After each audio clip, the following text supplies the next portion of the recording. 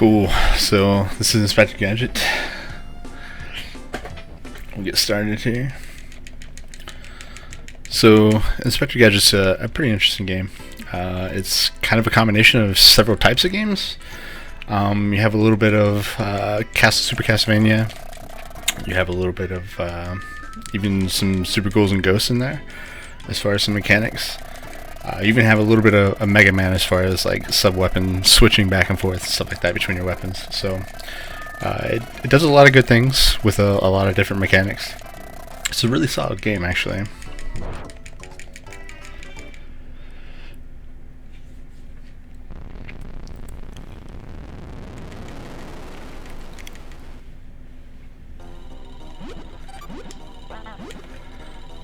So right away, it's like you're immediately introduced to some heavy platforming elements, and you get to see some of the sub-weapons pretty much immediately. The blue helicopter blades are very vital to speedrunning this game.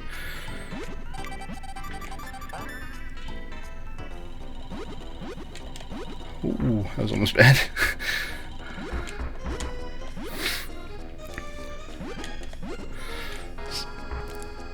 So as you can see, with the blue helicopter blades, you can pretty much traverse the level very quickly.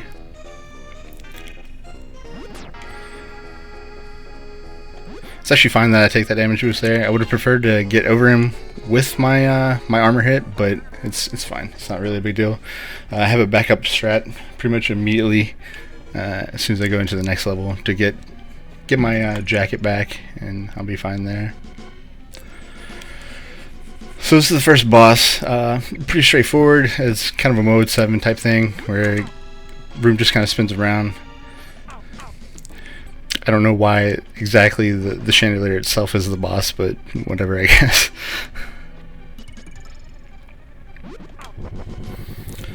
Let's see if we get that frame perfect gadget. There we go. Got him perfectly in the box. That's always important.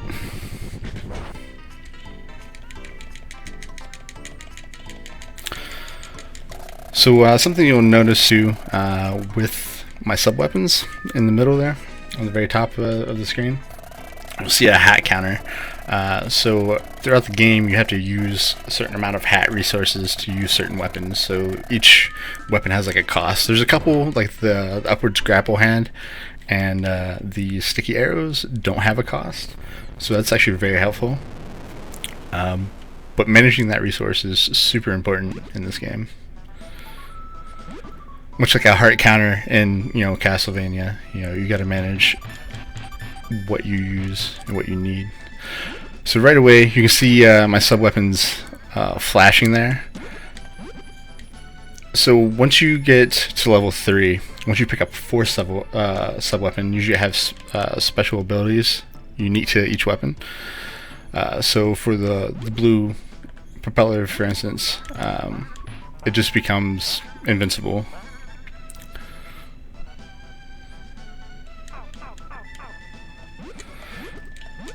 So we pick up the red propeller there, and we'll start farming it on this climb here. The red propeller weapon is really good for a lot of bosses in different stages. So it's really important. You'll kind of see in this next boss coming up.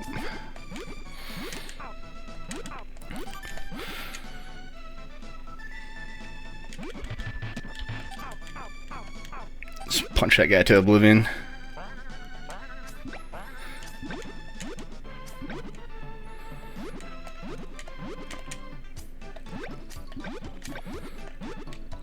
Oh.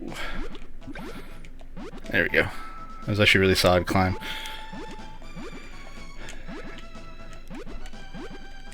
Oh no, no. What was a solid climb until that? So I had to be really careful with these robots. Wow, that wheel's being stingy.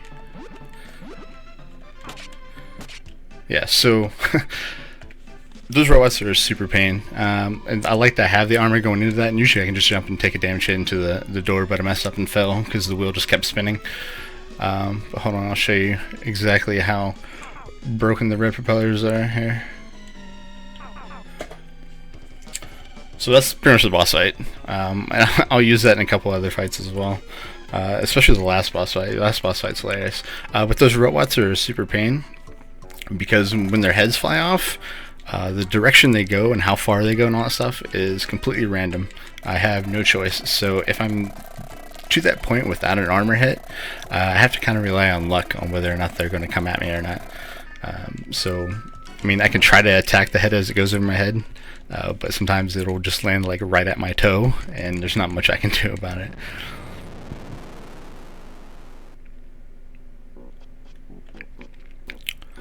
So this level's pretty fun. We just kind of whiz by it real fast.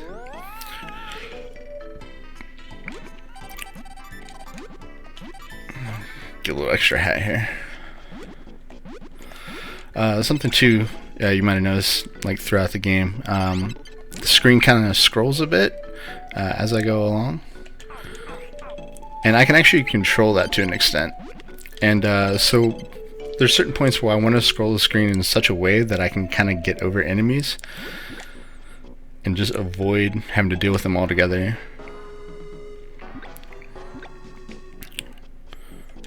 Alright, so that lantern there is actually important for the next stage.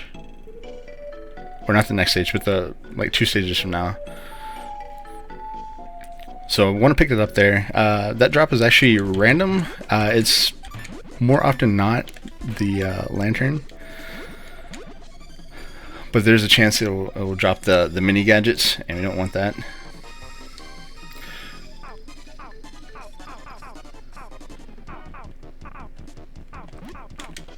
So yeah, there's that boss fight.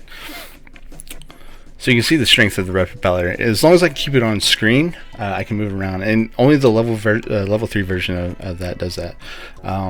The level 1 version only goes straight up. The level 2 version like kind of does like a zigzag up, and then the level 3 version I can completely have absolute control over. So it just kind of runs through the boss super quick.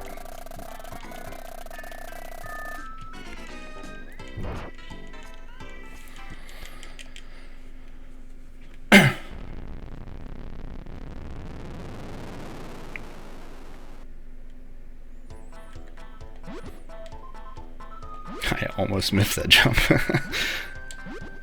But again, we're just going to fly right over the level. Here, I'm going to scroll the screen again so I can get over this guy. And take an intentional hit here, because just those guys are just annoying to deal with. They jump everywhere and shoot rockets, and they kind of cover a broad area of the screen. So I can just take the invulnerability hit, just use the iframes after taking a hit, and get right past them. And normally you're supposed to like wait on the water and do all this stuff, but as you can see, I can just fly right past everything.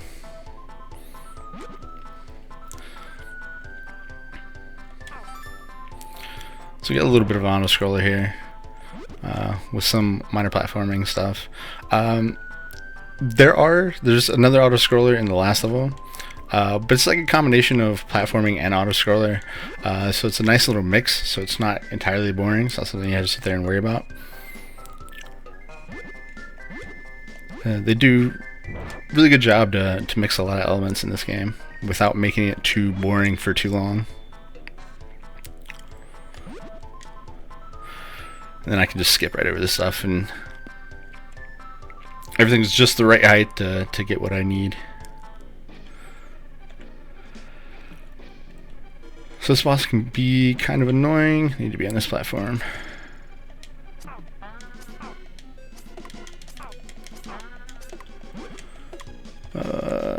Come on, Claw. Ah, crap. Alright, well, if I hit him the several times, where his fists are, you can't hit him directly, so I kind of missed a few times. So I ended up having to take the hit. I'm actually going to die at the beginning of the stage because I want the armor for a specific jump on the stage. I can do it without it, but it's really sketchy, and I want to kind of make it safe at least. Yeah, so if you remember the cartoon, Gadget was pretty inept in the cartoons. It was always, Brainy and Penny doing all the work. Brain and Penny doing all the work. But this, not so much. Like, Penny gets trapped. You don't really see Brain. There's some, like, power-up Brain offer that, like, extend the reach of your punches and stuff like that. But other than that, he's not really even part of the game. But your objective is to save Penny from Dr. Claw. Oh, nah, I'm going to play it safe here. Normally I'd like to jump over him and take the hit on the opposite side of him so I can just run through the flame. Or I can get hit, that's fine. Usually he doesn't throw it over that, but he can do what he wants, so that's cool.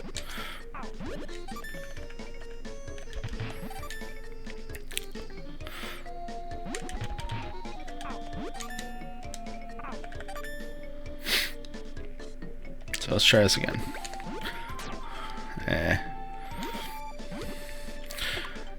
But yeah, that's the hard jump I want to try to make. You can make it over the flame, but you can't always rely on being precise on that. There we go.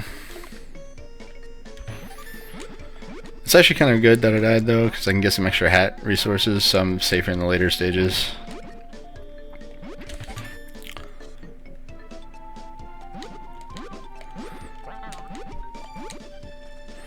Alright. So the next part is actually really difficult, and I hope I can get it. And you'll see why here shortly. So I'm not going to talk much, I'm going to concentrate to get to the other side first.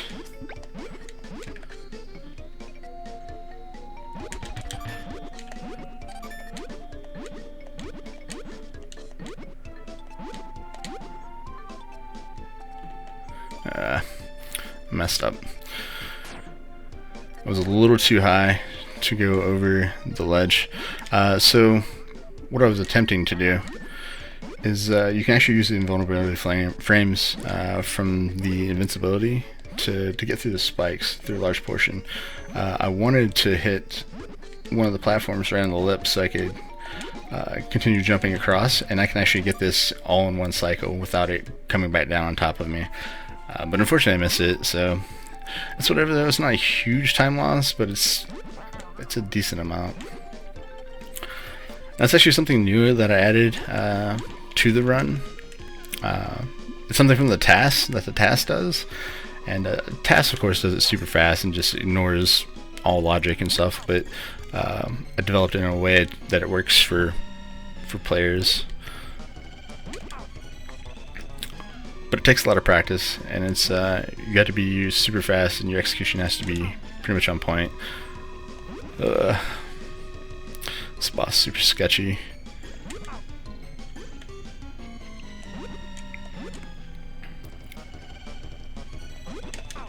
Alright.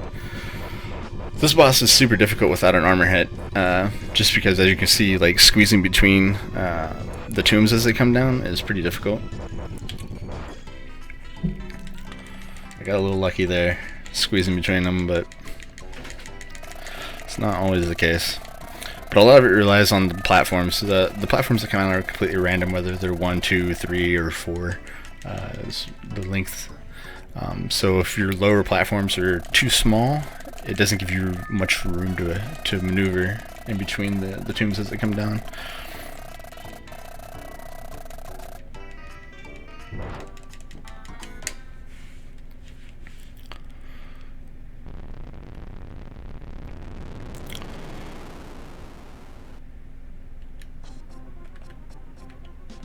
Where's my bombs?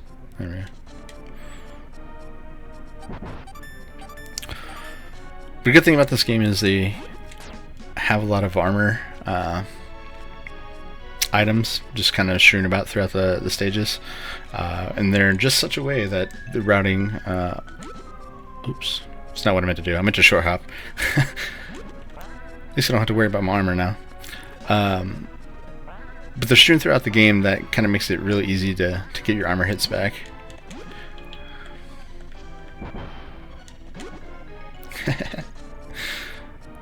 This little show off there of the bomb effects on Gadget's face.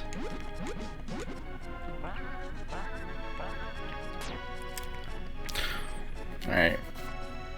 I wanted to try to scoot over just a bit, because, like I said, you can scroll the screen, and you can actually go faster than the screen, which makes it kind of hard to see where you're going sometimes. I wanted to try to get that armor, so I'd be safer, but I ended up hitting a spike, which was right there as well, so it's whatever. So we're back to an auto-scroller again, but there's a lot of difficult platforming in this if I want to stay with the main cycle. If I fall off at any point, it's gonna make things difficult. It's gonna make things kind of lag behind. I'm gonna have to wait for all these trolleys and stuff. Yeah, I got really lucky with that head. It popped off right in the right spot, and I missed that. So, oh, okay. You get over there. You go away. So now I'm behind a cycle. Actually, now I'm behind 2 cycles.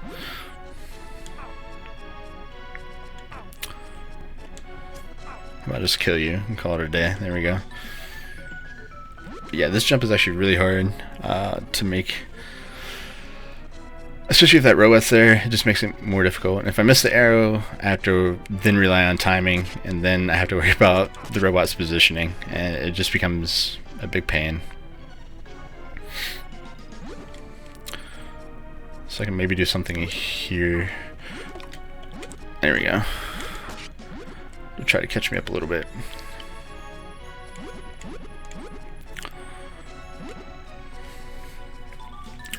So I'm actually not that bad off. This should come out. Yeah, there we go. So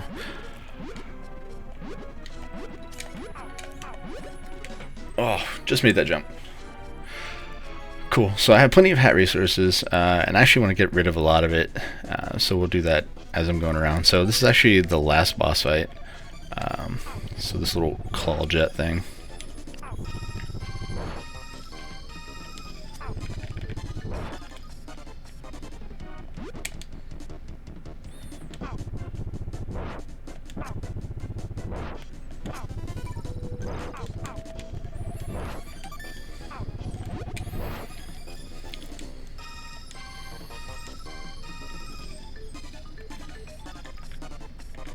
So get rid of some of my resources. I want to have exactly 6. So do this. Oh shoot! I actually messed that up, but I recovered it really well. So what happens, and this will be time here shortly. So that's time. So what happens with that fight is Claw actually takes all of your hat resources away from you, so you can't use any sub-weapons. So if you have exactly 6, which is the cost of the red propeller, you can launch it before you start the Claw fight, and since you have 0, it'll stay out, and then you can just kill him pretty much instantaneously with the red propeller. I kind of messed up because I tapped left a little bit, so it put it out of position to me just instant kill him, but I managed to bring it back around the screen and get him. But yeah, that's it. Sub 18 is okay. It's definitely not my best. The world record is 1550 and some change. I actually have the world record by 0.21 seconds, but there's a lot of execution in this game, and it's different than other games in so much that you're not usually abusing a lot of glitches or anything like that. It's very, very execution heavy instead. You know, similar to that of, you know, Castlevania games and series like that. But that's really it, guys. I don't have anything else really to show off or anything, so that's the game. I hope you enjoyed it. Have fun with the rest of the marathon.